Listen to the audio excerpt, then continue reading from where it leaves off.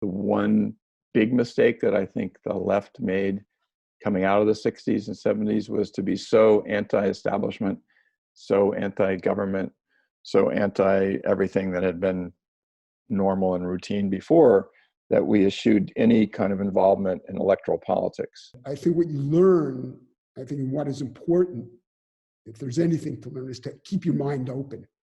For the students, you need to be strategic and pick your battles. And I would say, pick reasonable goals and just be dogged in your determination to see something change in those areas. So the main thing is just getting involved. I mean, my goodness gracious, I was just so appalled at the low number of people that voted in the last election. That's just unconscionable. You go through these turbulent epochs.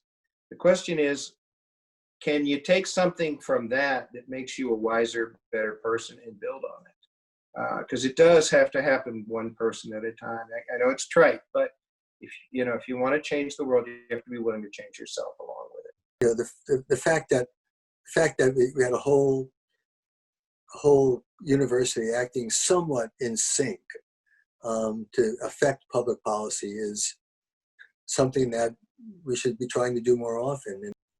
I learned to challenge authority, to do it in the right way, and to try to make a difference. How important I think it is to always keep our horizons on the long-range goals that we have. It's so easy to get caught up in the immediate things that have to be done, the letters that have to be mailed and all that. And those things are all very important, and I don't want to trivialize them at all. But I think it's really essential to keep the long-range goal.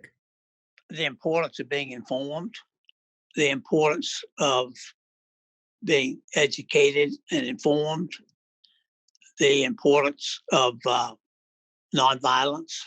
I'll never forget, I was fortunate enough to march with Dr. King a couple times. And the first time, I can't remember where we were going, but we were walking into a situation in which we felt the police would probably hit us over the head with batons or treat us terribly. And King was explaining to us what we needed to do. And he said, now, if you are not convinced that you're going to be able to love that police officer as he is hitting you over the head, then I don't want you to come on this march. We can peacefully but forcefully challenge authority and question what's going on around us. And that's something that I'll always carry from the university. Not disrespectful, peaceful, powerful, but also not intimidating, not being meek about those who would rule us. Long term, if we're going to win, we've got to convert them with love. They have to realize that love and forgiveness are stronger than the nuclear bomb. I mean, that's what King taught, and I really firmly believe.